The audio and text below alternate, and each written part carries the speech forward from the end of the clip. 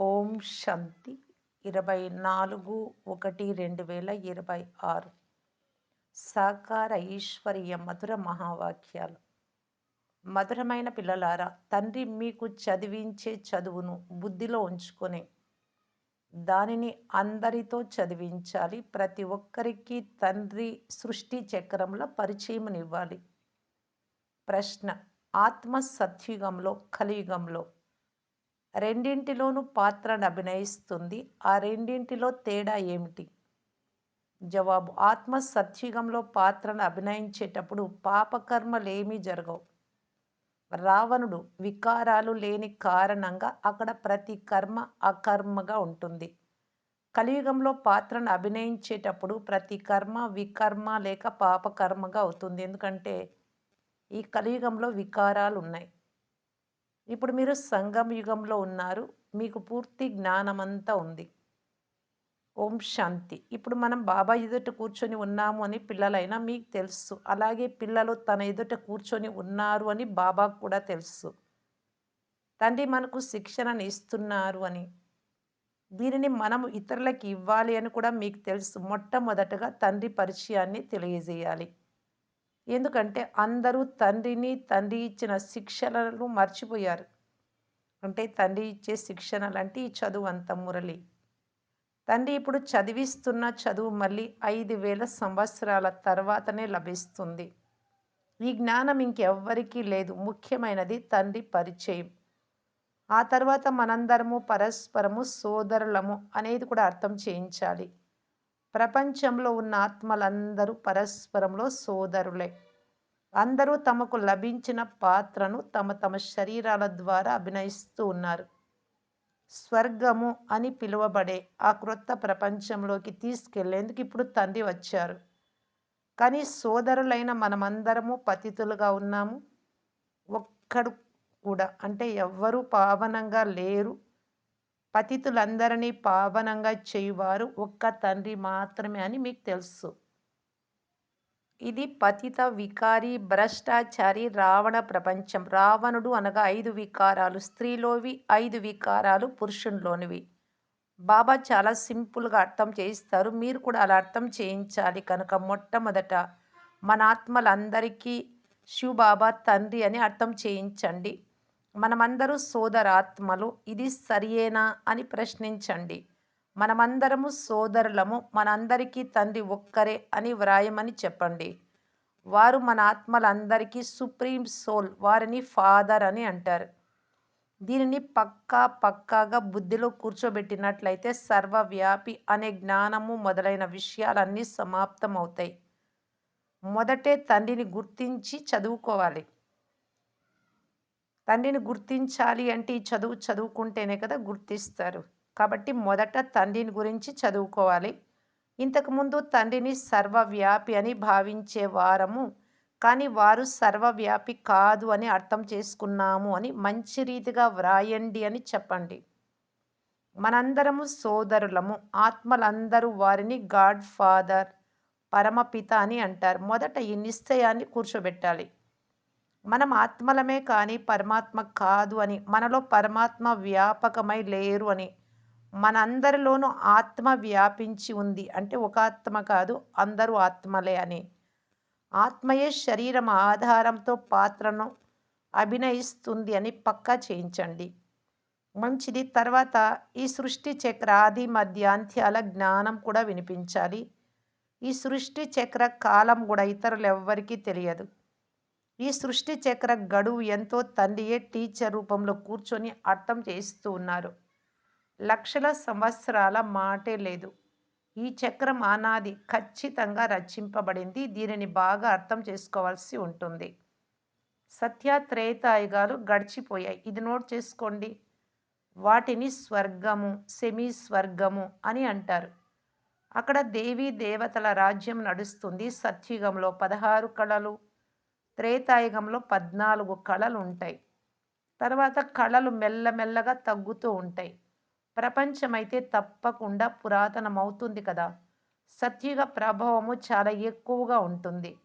దాని పేరే స్వర్గం, హెవెన్. క్రొత్త ప్రపంచం. దానినే మహిమ చేయాలి. క్రొత్త ప్రపంచంలో ఒకే ఒక ఆది సనాతన దేవీ దేవతా ధర్మం ఉంటుంది. మొదట తండ్రి పరిచయము, తర్వాత సృష్టి చక్ర పరిచయము ఇవ్వబడుతుంది. నిశ్చయం చేయించేందుకు మీ వద్ద చిత్రాలు కూడా ఉన్నాయి. ఈ సృష్టి చక్రం తిరుగుతూ ఉంటుంది. సత్యుగంలో లక్ష్మీ నారాయణల రాజ్యం, త్రేతాయుగంలో సీతారాముల రాజ్యం ఉంటుంది. అక్కడకు అర్ధకల్పం అవుతుంది. 2 యుగాలు గతిస్తాయి. తర్వాత మళ్ళీ ద్వాపర కలియుగాలు వస్తాయి. ద్వాపర యుగంలో రావణ రాజ్యం ప్రారంభమైనప్పుడు దేవతలు వామ మార్గంలోకి వెళ్ళిపోతారు. అప్పుడు వికారాలతో కూడిన సంప్రదాయాలు ఏర్పడతాయి. సత్య త్రేతాయుగాలలో అందరూ నిర్వికారులుగా ఉంటారు. ఆది సనాతన దేవి దేవతా ధర్మం ఒక్కటే ఉంటుంది. చిత్రాలు కూడా చూపించాలి. మౌఖికంగా కూడా అర్థం చేయించాలి. తండ్రి స్వయంగా ఇలా అంటారు, నేను పతితులను పావనంగా చేసేందుకు వస్తాను. మరి నాకు శరీరం తప్పకుండా అవసరం కదా! లేకుంటే నేను ఎలా మాట్లాడాలి? నేను చైతన్యుడను, సత్యమును, అమరుడను. ఆత్మ సతో రజో తమో గుణాలలోకి వస్తుంది. ఆత్మయే పతితంగా, ఆత్మయే పావనంగా అవుతుంది. అందుకే పతితాత్మ, పావనాత్మ అని అంటారు. సంస్కారాలన్నీ ఆత్మలోనే ఉంటాయి. గతంలోని కర్మల, వికర్మల సంస్కారాన్నే ఆత్మ తన వెంట తీసుకొస్తుంది. సత్యుగంలో పాపకర్మలు జరగవు. కర్మలు చేస్తారు, పాత్రను అభినయిస్తారు. అయితే ఆ కర్మ అకర్మగా ఉంటుంది. ఈ పదాలు గీతలో కూడా ఉన్నాయి. వాటిని మీరిప్పుడు ప్రాక్టికల్‌గా అర్థం చేసుకుంటూ ఉన్నారు. పురాతన ప్రపంచాన్ని పరివర్తన చేసి క్రొత్త ప్రపంచాన్ని తయారు చేసేందుకు బాబా వచ్చారు అని మీకు తెలుసు. ఎక్కడైతే చేసిన కర్మలు అకర్మలుగా అవుతాయో, మంచి కర్మలు శ్రేష్ఠ కర్మలుగా, దానిని సత్యుగమని అంటారు. అనగా సత్య త్రేతాయుగాలు రెండింటిలో కర్మలు అకర్మలుగా ఉంటాయి. ఎక్కడైతే చేసిన కర్మలన్నీ వికర్మలుగా అవుతాయో దానిని ద్వాపరయుగం నుండి కలియుగం వరకు చెప్తారు. మీరిప్పుడు సంగమ యుగంలో ఉన్నారు. కలియుగం దాటేశారు. ఇప్పుడు బాబా ఇరువైపులా ఉన్న విషయాలను అర్థం చేయిస్తారు. సత్య త్రేతాయుగాలు పవిత్ర ప్రపంచం. అక్కడ ఏ పాపము జరగదు. ఎప్పుడు రావణ రాజ్యం ప్రారంభం అవుతుందో అప్పుడే పాపాలు జరుగుతాయి. అక్కడ వికారాల పేరే ఉండదు. రామరాజ్యం, రావణ రాజ్య చిత్రాలు ఎదురుగా ఉన్నాయి.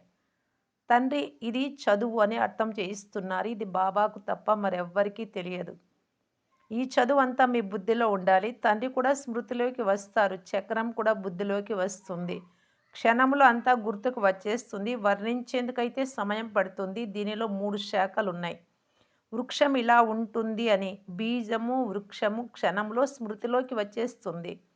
ఈ అనంతమైన మనుష్య సృష్టి రూపీ వృక్షం ఎలాంటిదో దీని రహస్యం మీరు అర్థం చేయిస్తారు. అర్ధకల్పం రాజవంశాలు ఎలా నడుస్తాయో, తర్వాత రావణ రాజ్యం ప్రారంభమైనప్పుడు సత్య త్రేతాయుగ వాసులే ద్వాపర యుగ వాసులుగా అవుతారు అని పిల్లలకు విషయమంతా అర్థం చేయించబడింది. వృక్షం వృద్ధి చెందుతూ ఉంది.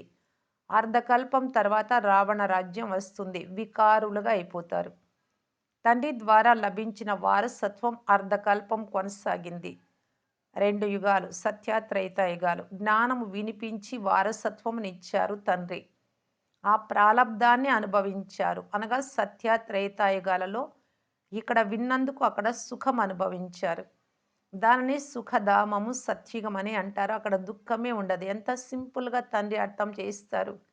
ఒకరికి అర్థం చేయించినా, లేక అనేక మందికి అర్థం చేయించినా వారు అర్థం చేసుకుంటున్నారా? లేక ఊరికే ఊ ఊ అని అంటున్నారా? అని మీరు గమనించాలి. నోట్ చేసుకుంటూ వెళ్ళమని, ఏదైనా సందేహం వస్తే అడగమని చెప్పండి. ఇప్పటి వరకు ఎవ్వరికీ తెలియని విషయాలను మీకు తెలియజేస్తూ ఉన్నాము. మీకు ఈ విషయాలేవి తెలియవు కనుక మీరేం అడుగుతారు అని చెప్పండి. బాబా ఈ బేహద్దు అనంతమైన వృక్ష రహస్యాన్ని 5000 సంవత్సరాల గురించి అర్థం చేయిస్తారు. ఈ జ్ఞానాన్ని మీరిప్పుడే తెలుసుకున్నారు. మీరు 84 జన్మల చక్రంలో ఎలా వస్తారో తండ్రి అర్థం చేయించారు. దీనిని బాగా నోట్ చేసుకొని తర్వాత దీనిపై ఆలోచించాలి. టీచరు హోంవర్క్ ఇస్తే ఇంటికి వెళ్ళి రివైజ్ చేసుకొని వస్తారు కదా! అలా మీరు కూడా జ్ఞానం అర్థం చేయించి తర్వాత ఏమవుతుందో చూడండి. అడుగుతూ ఉండండి. ఒక్కొక్క విషయాన్ని బాగా అర్థం చేయిస్తూ ఉండండి. తండ్రి, టీచర్ల కర్తవ్యాలను అర్థం చేయించిన తర్వాత గురువు కర్తవ్యాన్ని తెలిపించండి.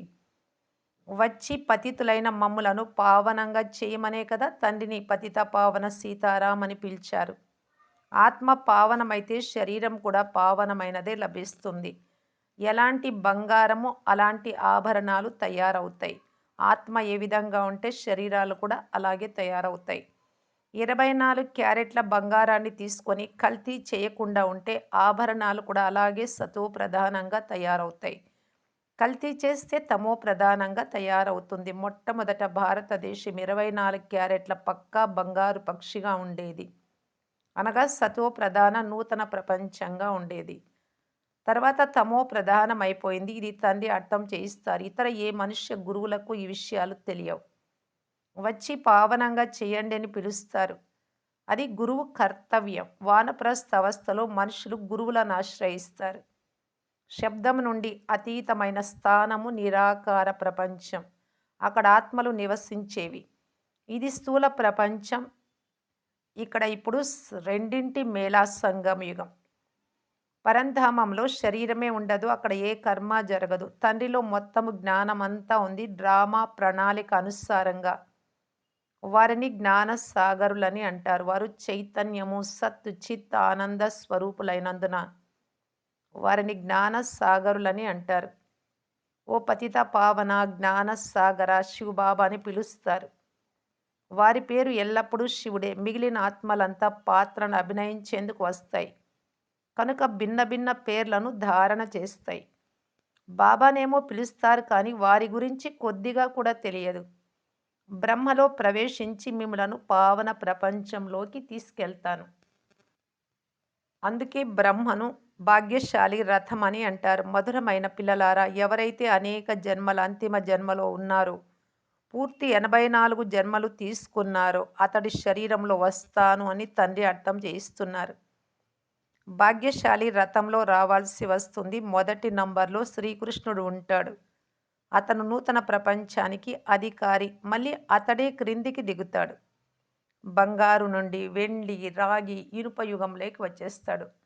ఇప్పుడు మళ్ళీ మీరు ఇనుము నుండి బంగారంగా అవుతున్నారు. తండ్రి చెప్తున్నారు, కేవలము తండ్రి అయిన నన్ను స్మృతి చెయ్యండి. ఎవరిలో నేను ప్రవేశించానో ఆత్మలో కొద్దిగా కూడా జ్ఞానం ఉండేది కాదు. ఇతడిలో నేను ప్రవేశిస్తాను. అందుకే ఇతడిని భాగ్యశాలి రథమని అంటారు. లేకుంటే వాస్తవానికి అందరికంటే శ్రేష్ఠులు ఈ లక్ష్మీ నారాయణులు కనుక వీరిలో ప్రవేశించాలి కదా! కానీ వారిలో పరమాత్మ ప్రవేశించరు స్వర్గంలో. అందువలన వారిని భాగ్యశాలి రథం అని అనరు. ఈ శరీరం అనే రథంలో వచ్చి పతితులను పావనంగా చెయ్యాలి. ఇది తప్పకుండా కలియుగ తమో ప్రధాన సమయంలోనే జరగాలి. నేను అనేక జన్మల అంతిమంలో వస్తాను అని తండ్రి స్వయంగా చెప్తున్నారు. గీతలో కూడా యాక్యురేట్ పదాలున్నాయి. గీత అనేది సర్వశాస్త్రమయి శిరోమణి అని అంటారు. అన్ని శాస్త్రాలకు తలమానికం వంటిది అని. ఈ సంగమ యుగంలోనే తండ్రి వచ్చి బ్రాహ్మణ కులమును, దేవతా కులమును స్థాపిస్తారు. అనేక జన్మల అంతిమంలో అనగా సంగమ యుగంలోనే తండ్రి వస్తారు. తండ్రి చెప్తున్నారు, నేను ఈ సృష్టికి బీజ రూపుడను. కృష్ణుడు సత్యుగ నివాసి. అతడిని మరే యుగంలోనూ ఎవ్వరూ చూడలేరు సత్యుగంలో తప్ప. పునర్జన్మ జరగగానే నామ, రూప, దేశ, కాలాలన్నీ మారిపోతాయి. రూపురేఖలు కూడా మారిపోతాయి. మొదట చిన్న బిడ్డగా సుందరంగా ఉంటాడు. పెద్దవాడైన తర్వాత ఆ ఆత్మ శరీరాన్ని వదిలి మరో చిన్న శరీరాన్ని తీసుకుంటుంది. రచింపబడిన ఈ డ్రామా ఆటలో నిర్ణయింపబడి ఉంది. మరో శరీరం తీసుకుంటే దానిని కృష్ణుడు అని అనరు. ఆ శరీరానికి వేరే నామరూపాలుంటాయి. సమయము, రూపురేఖలు, తిథి, తారీఖులన్నీ పరివర్తన అయిపోతాయి. ప్రపంచ చరిత్ర, భూగోళాలు ఉన్నదున్నట్లుగా రిపీట్ అవుతాయి అని అంటారు. కావున ఈ డ్రామా రిపీట్ అవుతూ ఉంటుంది. సతో, రజో, తమోలో వచ్చే తీరాలి. సృష్టి నామము, యుగ నామము అన్నీ మారిపోతూ ఉంటాయి. ఇప్పుడు ఇది సంగమ యుగం. నేను సంగమ యుగంలోనే వస్తాను. కలియుగం అంతిమము, సత్యుగ ఆరంభానికి మధ్యలో. నేను మీకు సత్యమైన పూర్తి ప్రపంచ చరిత్ర, భూగోళాలన్నీ తెలియజేస్తాను. ఆది నుండి అంతిమం వరకు ఎవ్వరికీ తెలియదు. సత్యుగం ఆయువు ఎంతో తెలియని కారణంగా లక్షల సంవత్సరాలు అని చెప్పేస్తారు. ఇప్పుడు మీ బుద్ధిలో అన్ని విషయాలు ఉన్నాయి. తండ్రే తండ్రి, టీచరు, సద్గురువు కూడా అయినారు అని. మళ్ళీ సతో ప్రధానంగా చేసేందుకు చాలా మంచి యుక్తిని తెలియజేస్తూ ఉన్నారు అని ఆంతరికంలో పక్కా చేసుకోవాలి. గీతలో కూడా దేహ సహితంగా దేహ ధర్మాలన్నీ వదిలి స్వయాన్ని ఆత్మగా భావించండి అని ఉంది. వాపస్ మన ఇంటికి తప్పకుండా వెళ్ళాలి. భగవంతుడి వద్దకు వెళ్ళేందుకు భక్తి మార్గంలో ఎంతో శ్రమిస్తారు. అది ముక్తి ధామము, కర్మ రహితం, కర్మలుండవు. మనం నిరాకార ప్రపంచంలోకి వెళ్ళి కూర్చుంటాం. పాత్రధారి ఇంటికెళ్లారు అంటే పాత్ర నుండి ముక్తులైనట్లే కదా! మేము ముక్తిని పొందుకోవాలి అని అందరూ కోరుకుంటారు. మోక్షమైతే అక్కడే ఉండిపోవడమైతే భగవంతుడిలో ఐక్యం కావడం ఎవ్వరికీ లభించదు. ఈ డ్రామా అనాది, అవినాశి. ఈ వచ్చే పోయే పాత్ర మాకు ఇష్టం లేదు అని ఎవరైనా అన్నా, ఇందులో ఎవ్వరేమీ చేయలేరు. ఇది తయారైన అనాది డ్రామా.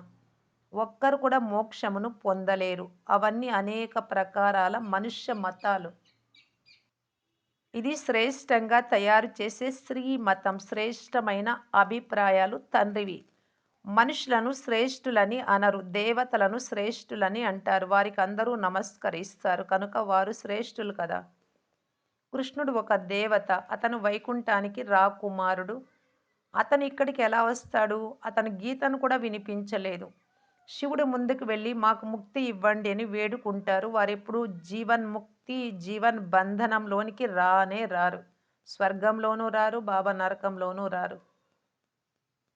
అందుకే వారిని ముక్తినివ్వమని పిలుస్తారు. జీవన్ముక్తి కూడా, స్వర్గ పదవి కూడా వారే ఇస్తారు. మంచిది. మధురాతి మధురమైన అపురూపమైన పిల్లలకు మాతాపిత బాప్ దాదాల ప్రియ స్మృతులు మరియు గుడ్ మార్నింగ్. ఆత్మిక పిల్లలకు ఆత్మిక తండ్రి నమస్తే. ధారణ కొరకు ముఖ్య సారం. ఫస్ట్ పాయింట్, మనమంతా ఆత్మరూపంలో సోదరులము. ఈ పాఠాన్ని పక్కా చేసుకొని చేయించాలి. తమ సంస్కారాలను స్మృతి ద్వారా సంపూర్ణ పావనంగా చేసుకోవాలి. సెకండ్ పాయింట్, 24 క్యారెట్ల స్వచ్ఛమైన బంగారంగా అయ్యేందుకు కర్మ అంటే పని, అకర్మ అంటే శ్రేష్టమైన పని, వికర్మ అంటే పాపం పని. గుహ్య గతిని బుద్ధిలో ఉంచుకొని ఇప్పుడు ఎటువంటి వికర్మలు, పాప కర్మలు చేయరాదు. దేహ అభిమానంతో చేసేటువంటి వికర్మలు అవుతాయి. వరదానము, భయపడే డ్యాన్స్ వదిలి సదా సంతోషం యొక్క డ్యాన్స్ చేసే మాస్టర్ నాలెడ్జ్ఫుల్ భవ. ఏ పిల్లలైతే మాస్టర్ నాలెడ్జ్ఫుల్గా ఉన్నారో వారు ఎప్పుడూ భయపడే డ్యాన్స్ చెయ్యరు. సెకండ్‌లో సీడీ అంటే మెట్ల క్రిందకు, సెకండ్‌లో పైకి, ఒకసారి బాగుంటారు, ఒకసారి అలజడిలోకొస్తారు. ఇలాంటి సంస్కారాన్ని ఇప్పుడు పరివర్తన చేసుకుంటే చాలా ఫాస్ట్‌గా వెళ్తారు. కేవలం ఇప్పుడు మీరు లభించిన అథారిటీని, జ్ఞానాన్ని, పరివారం యొక్క సహయోగాన్ని ఉపయోగించండి. తండ్రి చేతిలో చేయి వేసి నడుస్తూ ఉంటే సంతోషం యొక్క డ్యాన్స్ చేస్తూ, డ్యాన్స్ అంటే మనసులో చాలా ఆనందంగా ఉండడం. భయపడే డ్యాన్స్ జరగదు. కానీ మాయ యొక్క చేతిని పట్టుకుంటే, దేహ అభిమానం లేక వచ్చినట్టయితే భయపడే డ్యాన్స్ జరుగుతుంది. అల్లాడుతూ ఉంటారు. స్లోగన్, ఎవరి సంకల్పము మరియు కర్మ చేసే పనులు మహోన్నతంగా ఉంటుందో శ్రీమతం ప్రకారంగా అంటే తండ్రి ఎలా చెప్తే అలా ఉంటాయో వారే మాస్టర్ సర్వశక్తివంతులు. అవ్యక్త సూచన, ఈ అవ్యక్త మాసంలో బంధన్ ముక్తులుగా ఉండి జీవన్ముక్తి స్థితిని అనుభవం చేయటానికి బాప్దాదా తెలియజేస్తూ ఉన్నారు. మీరు మాస్టర్ త్రికాలదర్శులుగా అయ్యి ప్రతి కర్మ, ప్రతి సంకల్పము చేయండి లేక మాట మాట్లాడండి. ఏదైనా పని చేసేటప్పుడు ముందు వెనుక చూసుకొని చెయ్యి అని లౌకికంలో కూడా అంటూ ఉంటారు. అంటే తప్పు జరగకుండా ఉంటుంది అని. ఇక్కడ ఆలోచన చేసేకి ముందు, మాట్లాడడానికి ముందు, కర్మలు చేయడానికి ముందు ఫస్ట్ సంకల్పం వస్తుంది. ఏదైనా చేసేకి ముందు, మంచి కానీ, చెడు కానీ. అప్పుడు ఆ సంకల్పంలో బాబా శ్రీమతాన్ని ఉంచుకోవాలి. ఇలా చేస్తే బాబాకు నచ్చుతుందా? ఇది కరెక్టా? కాదా? దీని పర్యవసానం ఎలా ఉంటుందని సెకండ్‌లో నిర్ణయం తీసుకొని సంకల్పం చేయండి, మాట్లాడండి, కర్మ చేయండి, తర్వాత చెకింగ్ చేసుకోండి. నేను కరెక్ట్‌గా నడుచుకున్నానా? బాబాకు నచ్చుతుందా? శ్రీమతం ప్రకారం ఉందా అని.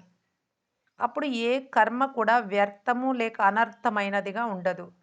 త్రికాలదర్శులు అంటే సాక్షి స్థితిలో స్థితమయ్యి నేను ఆత్మ మస్తకం మధ్యలో కూర్చొని కర్మేంద్రియాల ద్వారా కర్మ చేస్తున్నాను. నేను చేయిస్తున్నాను అని చేసినట్లయితే కర్మకు వశీభూతం అవ్వరు యజమాని మీరు. సదా కర్మ మరియు కర్మ బంధనాల నుండి ముక్తులుగా అయ్యి తమ ఉన్నతమైన స్థితిని ప్రాప్తి చేసుకుంటారు. ఓం శాంతి.